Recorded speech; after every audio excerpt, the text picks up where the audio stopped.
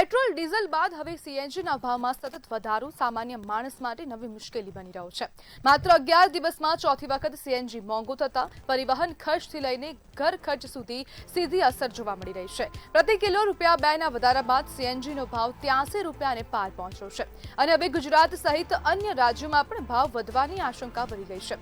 વિશ્લેષકો માને છે કે પેટ્રોલ અને ડીઝલની તુલનાએ સસ્તું વિકલ્પ ગણાતું સીએનજી હવે મધ્યમ વર્ગ માટે પણ ભારરૂપ બનતું જાય છે। ઓટો રિક્ષા, ટેક્સી અને ટ્રાન્સપોર્ટ વ્યવસાય સાથે જોડાયેલા લોકો માટે ખર્ચ વધતા ભાડામાં વધારો અનિવાર્ય બની શકે છે। તેની સીધી અસર શાકભાજી, દૂધ અને રોજિંદી જરૂરિયાતની વસ્તુઓના ભાવ પર પણ પડશે। સવાલ એ છે કે સતત વધી રહેલા ઇંધણના ભાવ પર નિયંત્રણ કેમ નથી લાવી શકાતો અને શું મોંઘવારીનો આ માર હવે સામાન્ય માણસના માસિક બજેટને સંપૂર્ણપણે અસંતુલિત કરી દેશે કે કેમ તેવા અનેક પ્રશ્નો પણ ઊભા થઈ રહ્યા છે અને જે પ્રમાણે મોંઘવારી સતત વધી રહી છે તેના કારણે હવે સામાન્ય નાગરિકોનું બજેટ ખોરવાઈ રહ્યું છે। ગૃહિણીઓ ઘર ખર્ચ કેવી રીતના કરશે, પોતાનું બજેટ કેવી રીતના સંભાળશે તે પણ એક પ્રશ્ન બની ગયો છે અને જે પ્રમાણે પેટ્રોલ ડીઝલના ભાવ વધી રહ્યા છે સાથે સાથે સીએનજીના ભાવમાં પણ વધારો થયો છે। એક મહિનામાં 4 વખત સીએનજીના ભાવમાં વધારો થયો, ₹6 જેટલો વધારો નોંધાયો છે જેના કારણે રિક્ષા ચાલકો, ટેક્સી ચાલકો અને જે ટ્રાન્સપોર્ટેશનમાં જે લોકો કામ કરી રહ્યા છે, પોતાના ટેમ્પો ચલાવી રહ્યા છે, ટ્રક ચલાવી રહ્યા છે તે લોકોને ક્યાંક ને ક્યાંક હવે આમાં નુકસાની જઈ રહી છે તેવું પણ કહેવાય રહ્યું છે। આપણી સાથે આ જ મુદ્દે ચર્ચા કરવા માટે રિક્ષા ચાલકના યુનિયનના જનરલ સેક્રેટરી કિશન પટણી જોડાઈ ગયા છે। કિશનભાઈ, સીએનજીના ભાવમાં સતત વધારો નોંધાઈ રહ્યો છે। છેલ્લા 1 મહિનામાં 4 વાર વધારો થયો છે। શું કહેશો અને કેટલી તકલીફ પડી રહી છે?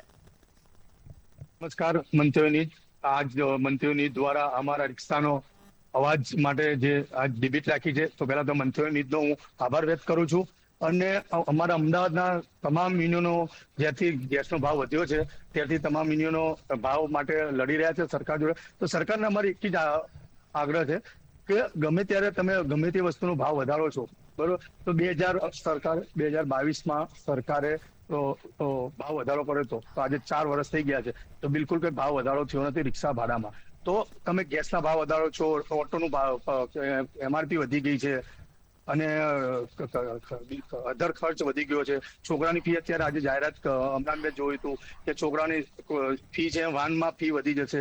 આ બધામાં તો અમારા રિક્ષાવાળાને શું છે તો આપ ભાડું નથી વધારતા તો અમારી એક સરકારને રજૂઆત છે કે અમારું પણ ભાડું અને અમારું પણ લઘુત્તમ આપ જુઓ। અમે પણ રિક્ષા પહેલા 2022માં જે રેટ કર્યો ત્યારે કિંમત હતી 2,35,000, અત્યારે સીએનજી રિક્ષા નવી લેવાની તો એની 2,75,000 એમઆરપી છે। તો અમારો કેમ ભાવ દર વખતે સરકારે એની કમિટી બનાવી છે તો વર્ષે અમારી પણ કમિટીને ત્યાં બોલાવી અને રેટની રજૂઆત કરવી જોઈએ, મારું એવું કેવું છે સરકારને। કિશનભાઈ, હવે આપણે રિક્ષાની વાત કરી રહ્યા છે તો અહીંયા એવું પણ પ્રશ્ન ઉભો થાય કે શું હવે આવનારા સમયમાં રિક્ષા ચાલકો ઈવી રિક્ષા તરફ વળશે જે પ્રમાણે સીએનજી રિક્ષાના ભાવમાં વધારો થઈ રહ્યો છે? મેમ, સીએનજી જયારે લોન્ચ કરી ત્યારે સીએનજી ના ભાવ માટે એવું જ કહેવામાં આવ્યું હતું કે આપણો સીએનજી ભાવ વધારો નહીં થાય, સીએનજી નો જે આ રેટ છે એ જ રેટ છે। તો અમને તો ભરોસો જ નથી। સીએનજી રેટ જયારે સીએનજી લોન્ચ કરી ત્યારે એનો રેટ 40 કે એટલો જ રહેશે, એનથી વધશે નહીં। તો અત્યારે 100 સુધી ₹86 રેટ થઈ ગયો છે। તો એવી રિક્ષામાં આવશે તો એવી રિક્ષામાં તો ઘણા બધા બેટરીના પ્રોબ્લેમ, ઘણી જગ્યાએ શોર્ટ સર્કિટ થઈ જાય છે તો એનો ગેરંટી કોણ લેશે? શું હવે 4 લાખ રૂપિયાની ઓટો આવે છે એ રિક્ષા। જી, આવનારા સમયમાં તો હવે જે રિક્ષામાં સીએનજીનો ભાવ વધ્યો છે તો તેના કારણે શું હવે જે ભાડા છે તે વધી જશે કે કેમ અને મુસાફરોને કેટલી તકલીફ પડશે જો ભાડા વધશે તો? સરકારને અમારી એ જ રજૂઆત છે કે અમારી રેટ કમિટી છે, આપ દર વર્ષે રેટ કમિટીને બોલાવો સરકારમાં અને આપ જેવી રીતના બીજી અધર વસ્તુઓના ભાવ વધારો કરો છો એનો વાર્ધત કરો છો એ રીતના અમારી પણ ઓટો રિક્ષા યુનિયનની કમિટી છે તો એમને પણ બોલાવો। આખા ગુજરાતનું અમારું ફેડરેશન છે એ ફેડરેશનને બોલાવો અને સરકારને વાત કરો।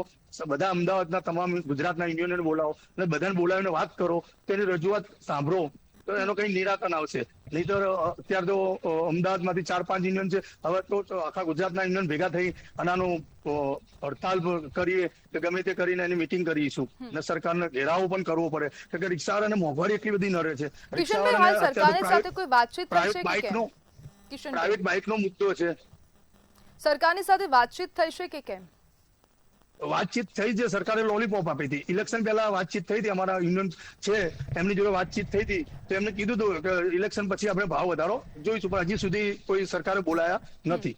તમારી સરકારને રજૂઆત છે કે જે યુનિયન છે કામ કરે છે બધા તમામ યુનિયન ગુજરાત નું ફેડરેશન છે અમારું ગુજરાત રાજ્ય ઓટો રિક્ષા ફેડરેશન છે એમને પણ બોલાવો. અમદાવાદના ઘણા બધા યુનિયને આના માટે લડત કરી છે તો તમામને બોલાવીને એમની ચર્ચા કરો.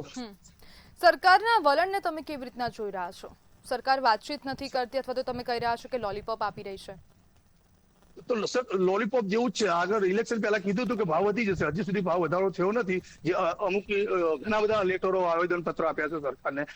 અને સરકાર રિક્ષાવાળા માટે કોઈ પણ વસ્તુ કરવું હોય તો એને કોઈ એ નથી કરવાની. હમણાં એક કાયદો કેન્દ્ર સરકારે કરી દીધો. 15 વર્ષમાં અમારી રિક્ષાથી એને ફિટનેસ જવું હોય તો 15 વર્ષ સુધી કોઈ ચાર્જ નતો. અત્યારે સરકારે 10 વર્ષ કરી નાખ્યો. 10 વર્ષ સુધી ફિટનેસ ના કર્યું 10 વર્ષ પછી જવું હોય તો રોજનો 50 રૂપિયા ચાર્જ છે. હવે એની રિક્ષાની કિંમત 50,000 60,000 નથી ને એટલો દંડ છે. 60,000 દંડ ભરવાનો આવશે. તો આ તો ખોટું જ છે ને. સરકાર એમની મનમાની જ કરે છે. જી બિલકુલ કિશનભાઈ, જોડાવા બદલ આપનો આભાર.